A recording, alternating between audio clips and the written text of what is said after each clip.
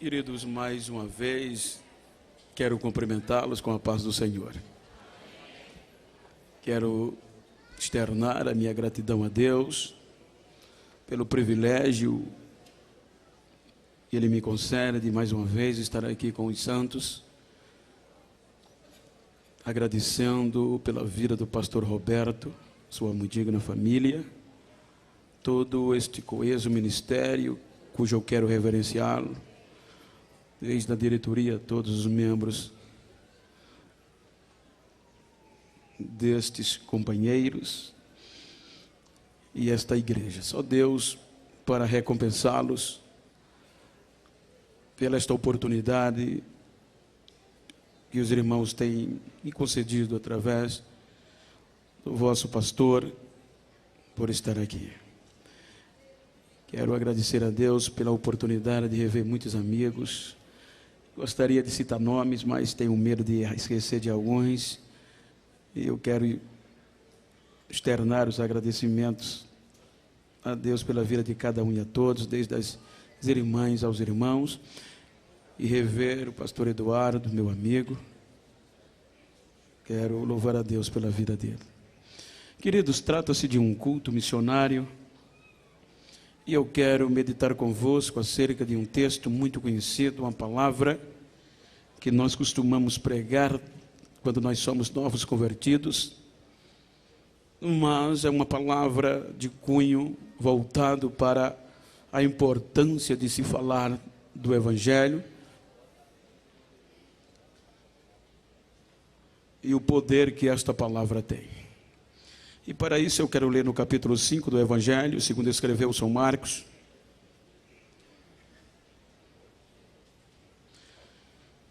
de uma forma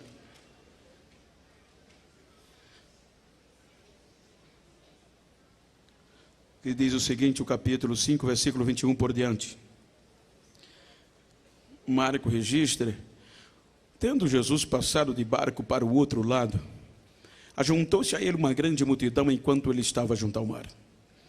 Então chegou um dos principais da sinagoga, por nome Jairo, o qual, vendo-o, prostrou-se aos seus pés e rogava-lhe muito: minha filha está à morte.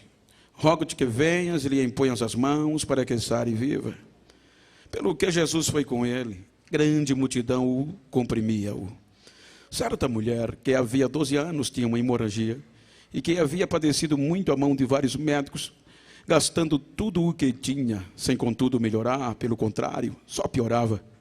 Ouvindo falar de Jesus, veio por detrás dele entre a multidão e tocou na sua veste.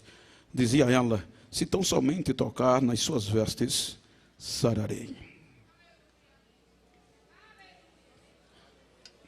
Queridos, eu quero propositalmente tomar por base esse texto para meditar convosco acerca do poder desta palavra e falar-lhes sobre os improváveis.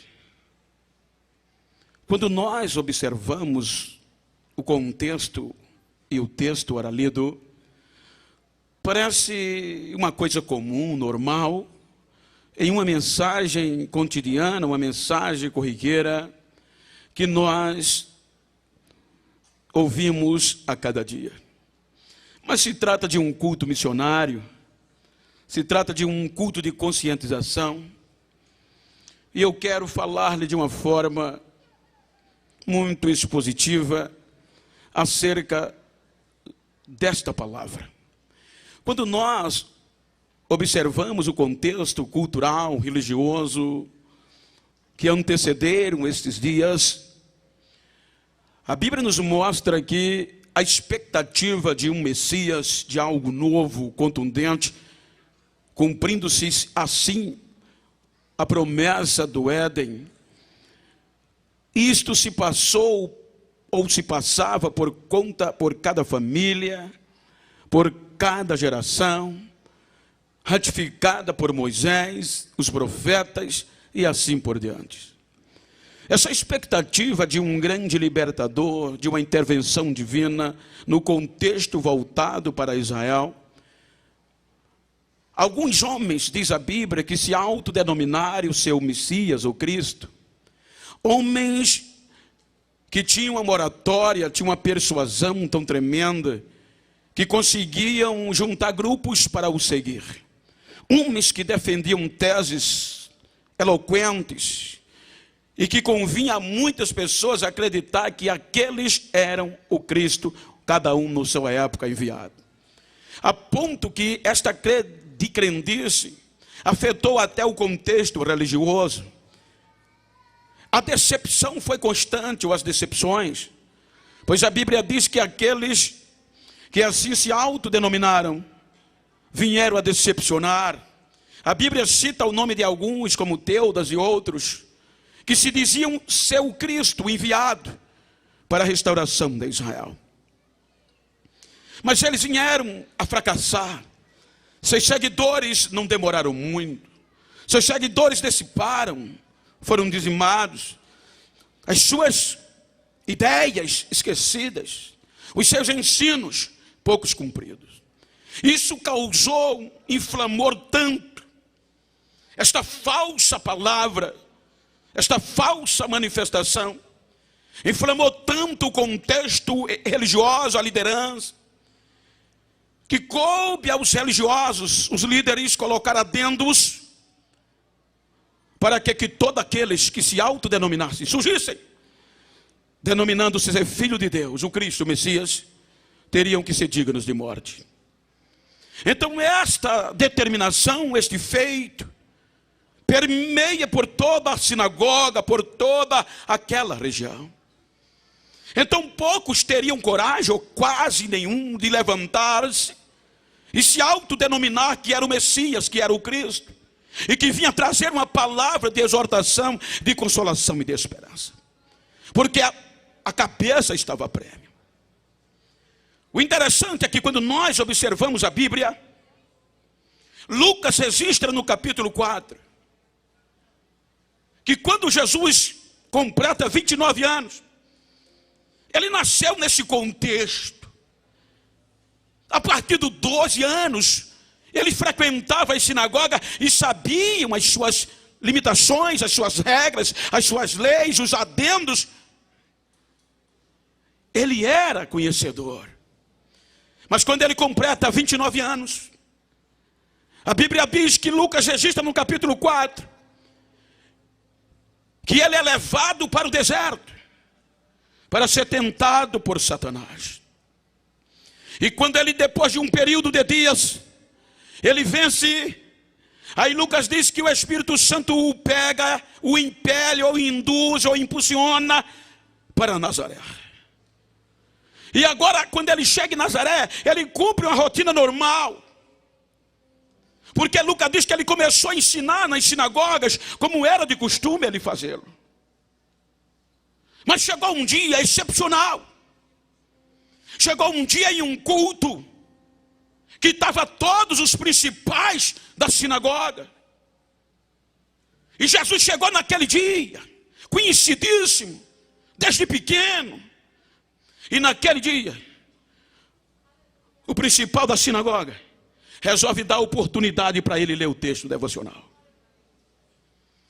Então a Bíblia diz que quando ele começa a ler o texto, ele impacta. Porque no contexto da cultura normal, diz alguns historiadores, que na plataforma da sinagoga só haviam 3 cadeiras, não era tão bonito como a nossa organização hoje, no caso o púlpito. Mas eles acreditavam tanto que o Messias iria vir, mas de uma forma eloquente, excepcional, religiosamente, politicamente falando, que no lado direito daquelas 3 cadeiras de direita só pertencia ao principal.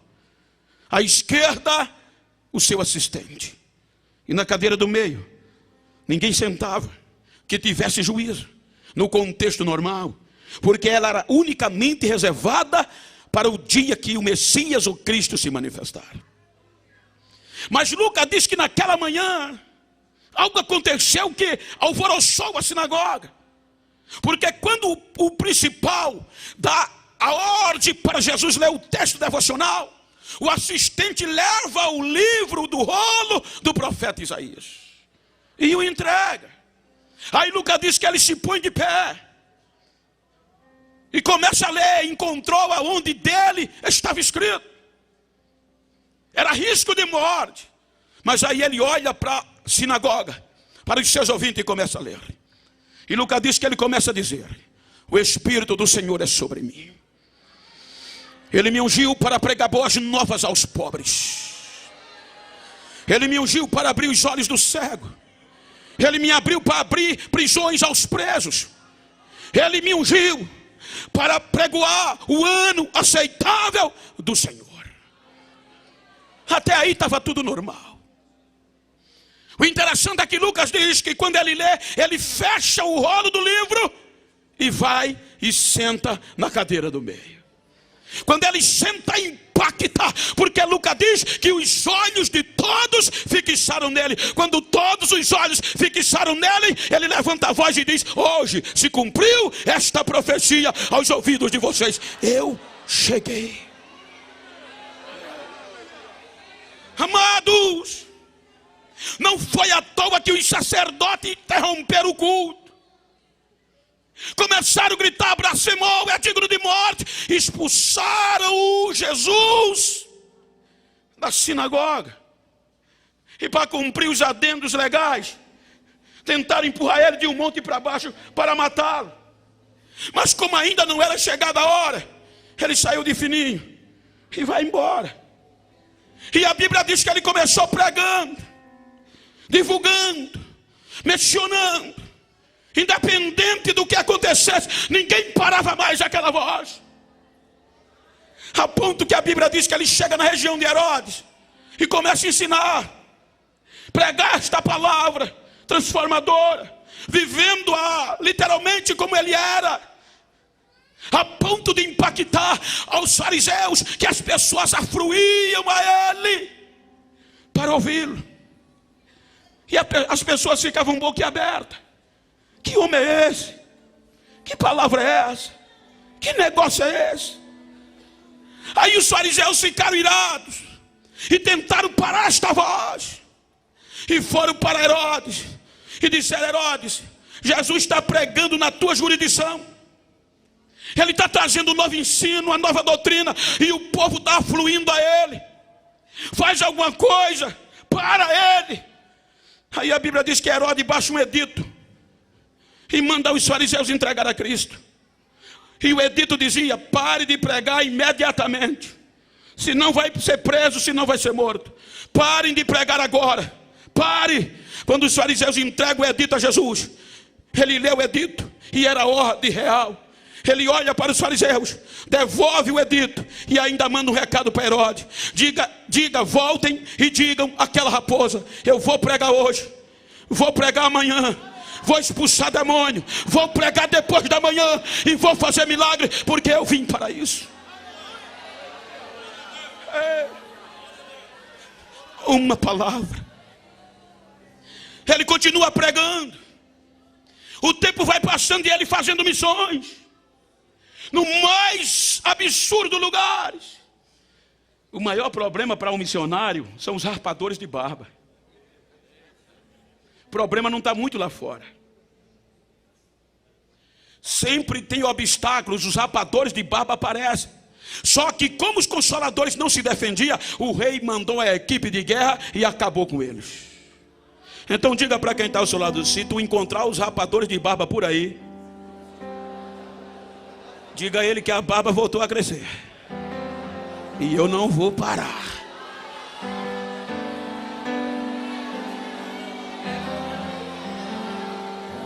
Só para chatear, faz assim: se tu encontrar na saída do culto, faz assim, ó.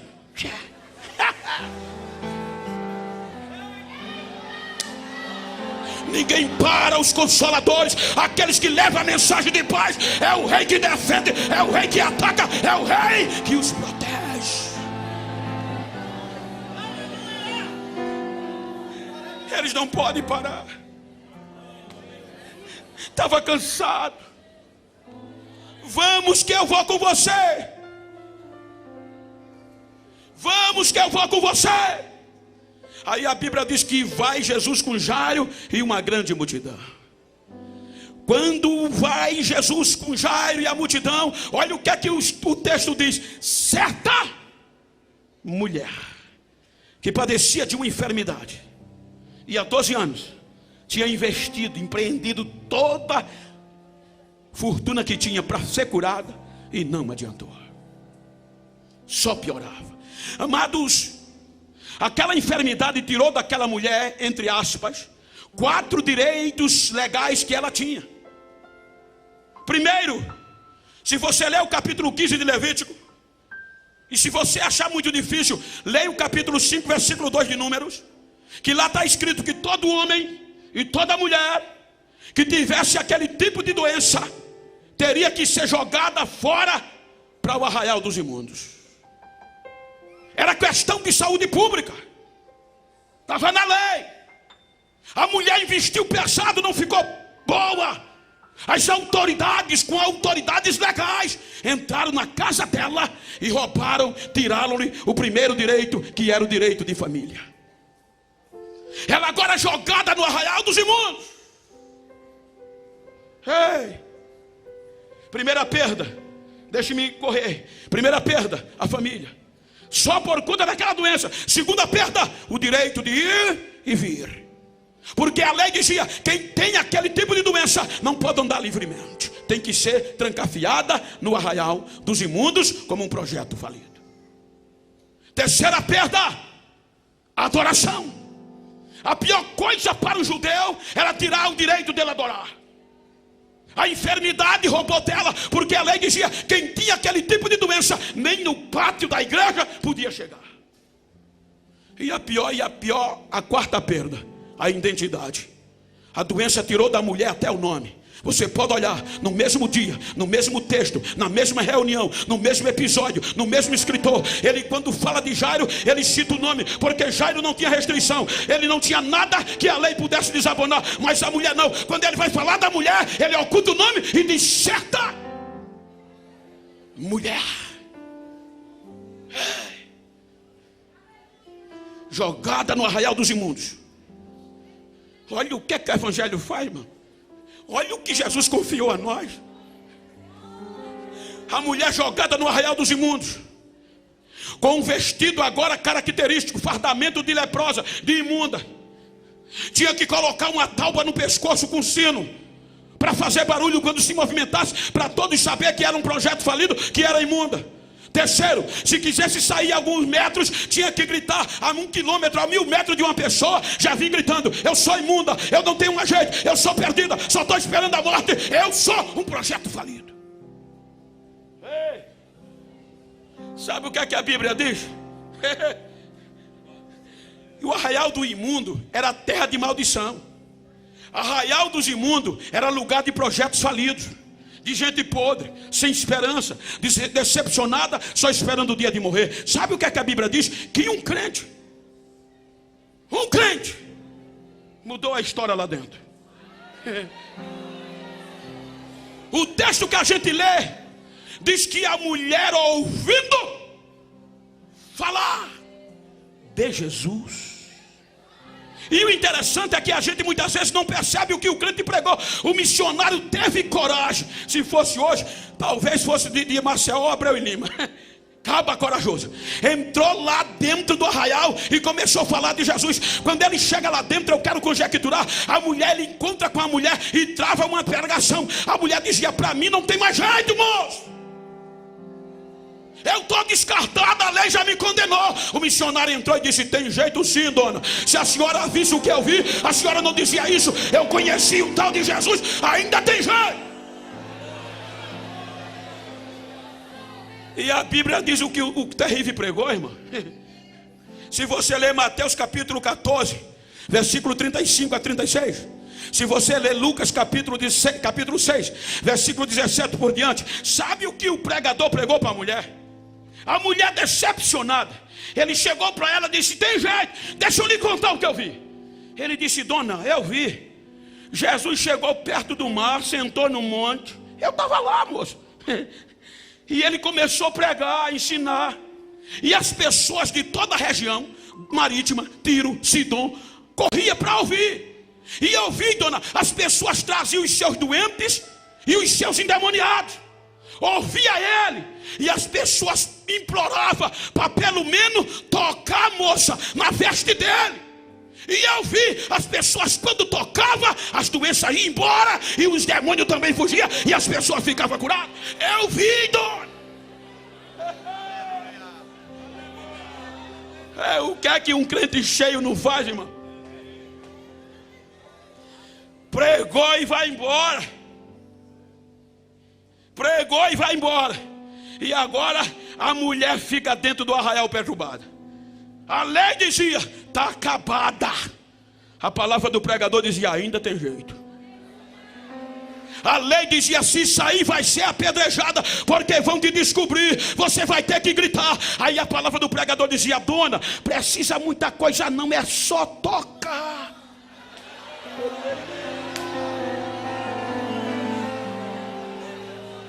Agora imagina a mulher andando no arraial para lá e para cá, e o psicológico rodando, e ela dizendo, o pregador disse que somente eu tocar, se tão somente eu tocar. A lei dizia, mas não tem jeito. A mensagem missionária dizia, só precisa tocar, vai lá.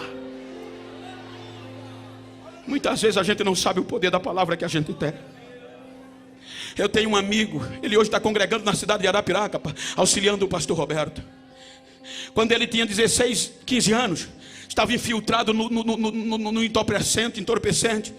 A mãe, dirigente do ciclo de oração, e o filho jogado dentro das drogas. Quando a mãe estava orando de madrugada, o filho chegava aí drogado, embriagado, embolando dentro da sala da casa, enrolando. Aí a mãe ia lá, saía da oração, olhava para ele e dizia, isso é jeito do missionário chegar em casa, meu filho. No outro dia ele chegava pior, ele ia lá, meu filho, isso é jeito de um pregador chegar.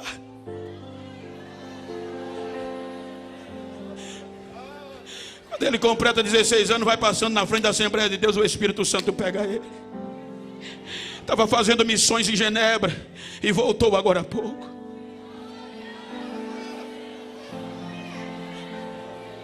Diga para quem está ao seu lado, uma palavra muda vidas.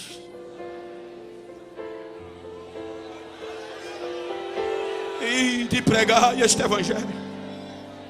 Aí a mulher na luta, o psicológico travado, a palavra missionária vence, ela levanta e diz, eu vou. Aí entra na multidão, tira o vestido, tira o sino e entra no meio da multidão. O não eu já tenho, ou tudo, ou vai ou racha. Agora imagina, de um lado, o que é que o evangelho não faz? De um lado, um homem que tinha tudo, cargo, nome, poder, autoridade, respeito. Veja o que é que a Bíblia diz, que Jairo veio pela frente, joelhou, clamou, adorou, e nada aconteceu, ninguém lhe proibiu. A Bíblia em Êxodo diz, o que vem na frente de Deus é a sua glória. Jairo não tinha restrição, veio pela frente. A mulher não. A lei tirou o direito dela adorar. Só que o mesmo texto de Êxodo diz que na frente de Deus vem a glória, mas também ele diz que atrás de Deus vem a bondade e a misericórdia. De um lado um homem que tinha tudo, do outro lado uma mulher que até o nome tinha perdido. Aí como a mulher não podia ir pela frente, ela vai por detrás, se engaja no meio da multidão, toca no vestimenta de Jesus. Quando ela toca,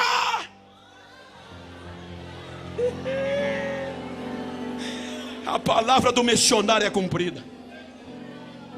O organismo, o corpo sente estremecer. Agora imagina, aí ela agora tenta querer se esconder, vai se atrasando, vai diminuindo os passos, parece coisa de doido, irmão. Aí a Bíblia diz, irmão, que para a gente alcançar os milagres tem que muitas vezes ser chamado de doido. Diga para quem está ao seu lado, missionário, quer ver o milagre? Deixa a coisa feder, deixam te chamar de doido. Deixa eu abrir um parênteses rapidinho para concluir. A Bíblia diz que quando Moisés saiu com o povo do Egito, chegou no mar, o braço do mar, o mar vermelho, travou. Fechou, estava fechado. O que é que tu tem na mão? Uma vara, levanta. Aí a Bíblia diz que o mar se abriu durante a noite. Os estudiosos dizem: Genival, só vocês crentes que acreditam, isso é doidice de vocês. Digo, mas aprove Deus salvar os crentes pela loucura da pregação? Somos doidos mesmo. Aí eu disse pior. Quando passaram 3 dias, chegaram no outro lado do mar, deu sede e foram beber, a água era amargosa. Aí Deus disse: pega a vara, o linho, Moisés, joga na água. Quando ele jogou, a água ficou doce. Aí os céticos dizem: Bento, para de ignorância. Aquilo era um tipo de árvore conhecida como edulcoração. E aquele tipo de árvore tem uma substância adocicada. Por isso que quando Moisés jogou na água, no contexto científico, a água sugou a substância da árvore e ficou doce. Talvez, pode ser, faz sentido. Vamos lá para Reis. Aí quando chega em Reis, eu digo: lê isso aqui. Quando Eliseu ficou no lugar de Elias, a Bíblia diz que o povo olhou a terra era bonita, boa, porém o povo trouxe uma queixa: Eliseu, a terra é bonita, é boa, mas a água é amargosa. Aí Eliseu disse: vocês têm um prato novo aí? Tem. Tem sal? Tem. Passa para cá. Aí Eliseu vai lá onde nas águas, colocou o sal e a água ficou doce. Dá para entender?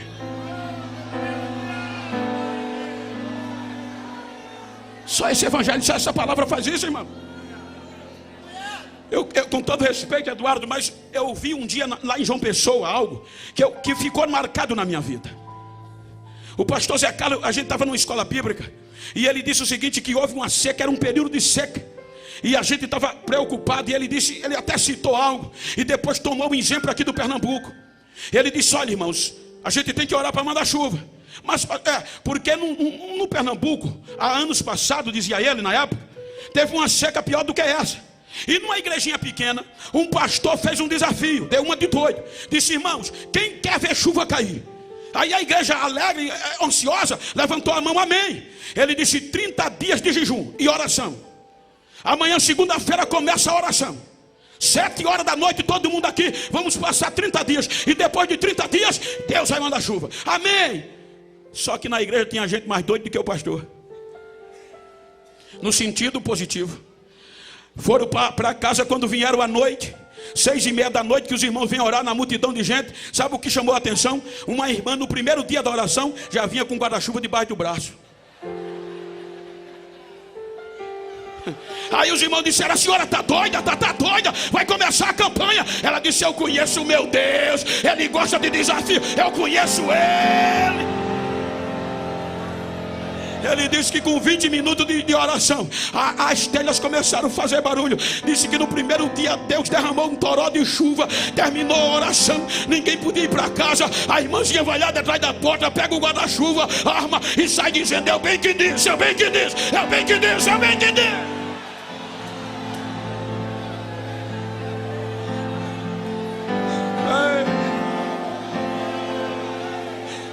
Ide por todo mundo e pregai este evangelho. De um lado um homem que tinha tudo, do outro uma mulher que não tinha nada.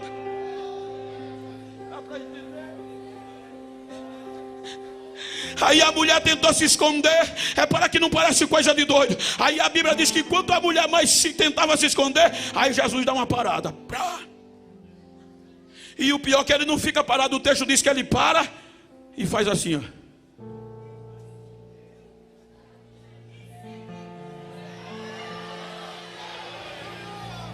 Olhou ao redor e ninguém se manifestou. Aí ele grita: quem me tocou? A coisa parecia tão sem juízo que os discípulos disseram: Senhor, a multidão te aperta, te comprime, te empurra, e o Senhor vem perguntar quem te tocou. Alguém me tocou, que eu senti que de mim saiu virtude, saiu poder. Quem me tocou? Aí a Bíblia diz que a mulher, tremendo e temendo, começou a gritar: fui eu, fui eu, fui eu. Aí agora ela corre pela frente, estava curada, desafiou a lei, desafiou a multidão, vai pela frente, coloca o joelho no chão, adora e grita: fui eu, fui eu. Chegou o missionário lá no arraial e disse que já tinha jeito para a minha situação. Roubaram minha família, roubaram meu nome, roubaram o direito de adorar, mas o missionário disse que só era eu tocar. Eu vi, Senhor, toquei. Oh filho, Grande grande é a tua fé. Quanto tempo aquela mulher não ouvia ser chamada filha. Oh filha, vai em paz.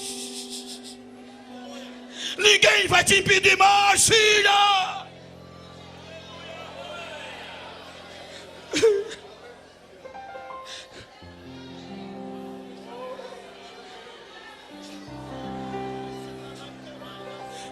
Ninguém vai te impedir mais, filha.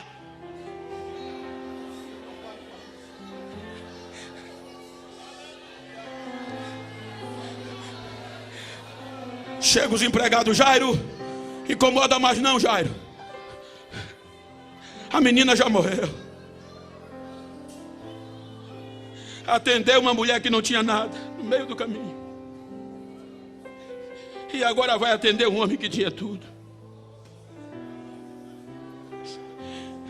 Quando ele chega na casa de Jairo, a reunião fúnebre já estava acontecendo. As carpideiras já estavam chorando, lamentando.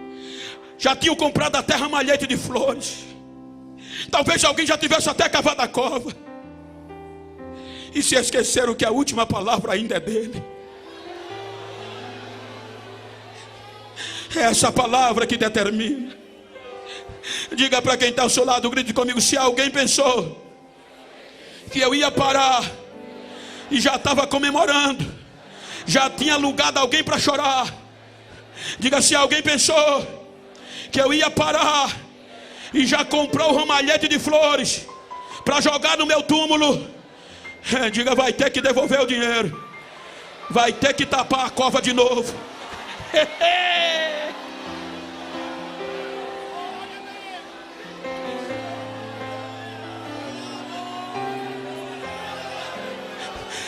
Talita cume, até eu te digo, levanta-te. A menina levantou. Aquela menina era um sonho. Ele pegou o sonho de Jairo e devolveu para ele: toma os teus sonhos, toma os teus projetos. E a história diz que nunca mais Jairo voltou para o judaísmo.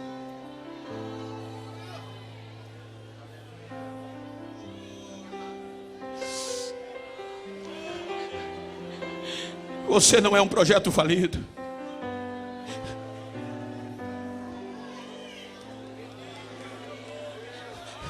A tropa de elite de Davi eram homens endividados anteriormente.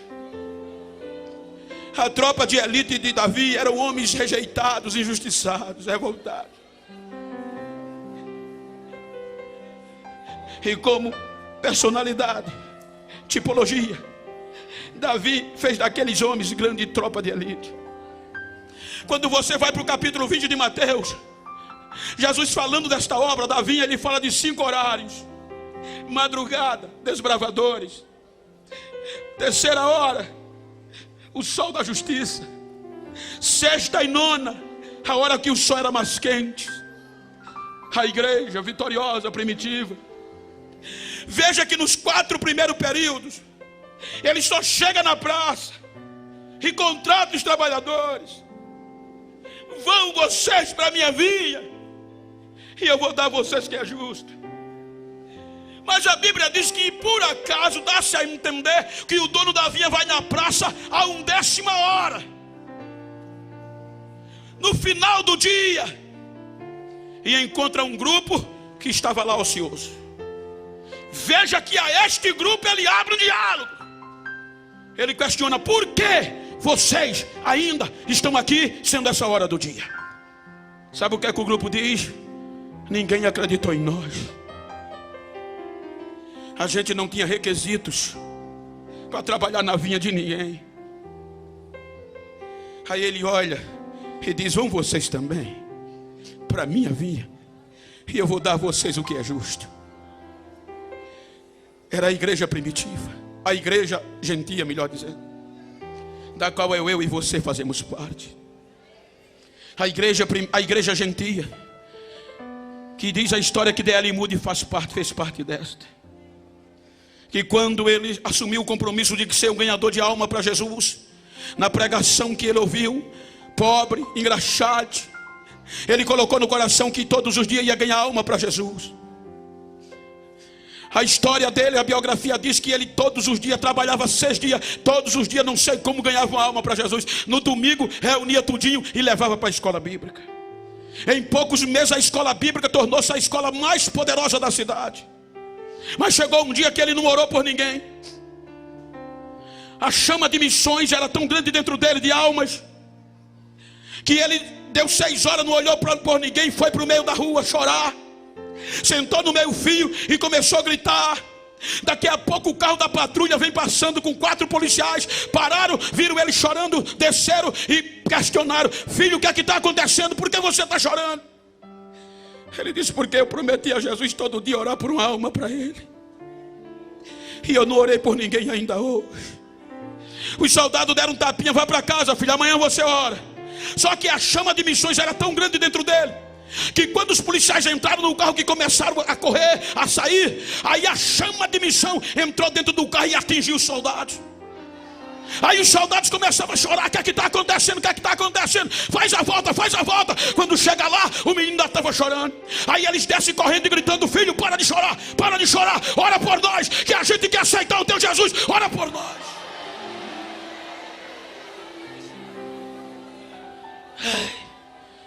Uma palavra muda tudo. Fique de pé, por favor.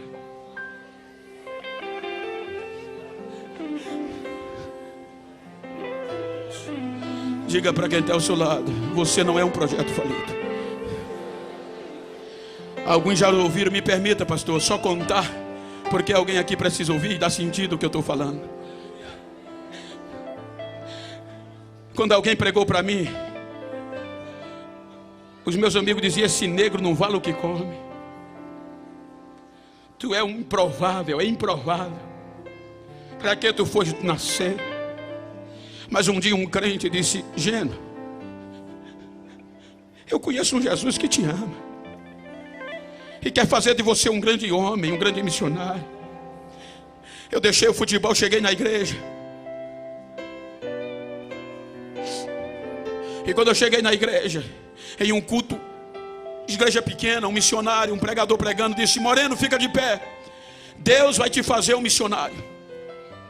Tu vai andar pelo Brasil e pelo mundo pregando a palavra dele, e muitas almas vão se render aos pés dele através de ti. Tu vai cruzar oceanos. Só que onde eu morava era dentro da cana, pobre de marré. Foi tão sério que um grupo de crente, com 3 dias, grupo de crente foi lá em casa e disse: Gênero, esquece aquilo que o pregador disse, ele errou. A profecia foi da carne. Tu tem 3 grandes defeitos que mesmo Deus querendo, não vai cumprir o que te prometeu. O que o pregador disse. Eu disse: quais são os meus defeitos? Tu é pobre, analfabeto e para piorar é preto. Tem jeito não. Quando eu quis desistir de tudo, aí Deus disse: eu não dependo da opinião do homem para fazer o que eu prometo. Eu escolho quem quero e uso do jeito que eu quero. E eu vou dizer isso para motivar você a não desistir dos seus sonhos e dos projetos de Deus. Hoje, parece brincadeira, estou rejeitando o convite dos Estados Unidos, porque a agenda não dá para atender, é mole. 3 vezes por ano eu vou fazer missões na Europa. Agora passei 15 dias nos Estados Unidos, já queriam que eu ficasse lá.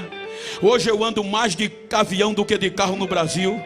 E olha o que é melhor: não precisei dar escovinha no cabelo, não precisei botar lente de contato, não precisei me invocar todo, me investir. Diziam: Bento, o mundo precisa te conhecer. Como é que tu vai? Tu não tem site, tu não bota nada no Facebook, tu não bota nada no e-mail, mas como é que o mundo vai te conhecer? Se é promessa, meu filho, o Senhor vai fazer assim, ó. E quando eu volto de missão, os rapadores de barba têm que me engolir, pegar a minha pasta, andar com ela, dizer: Deus é fiel, Deus é fiel. E o melhor, ainda continuo pobre, ainda sou semi-analfabeto. Corta para mim aqui, meu filho, olha para mim, ainda continuo preto.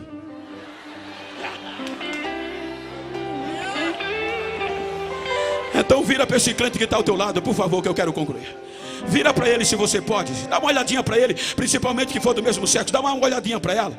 Vai, diga para ele: você não é um projeto falido.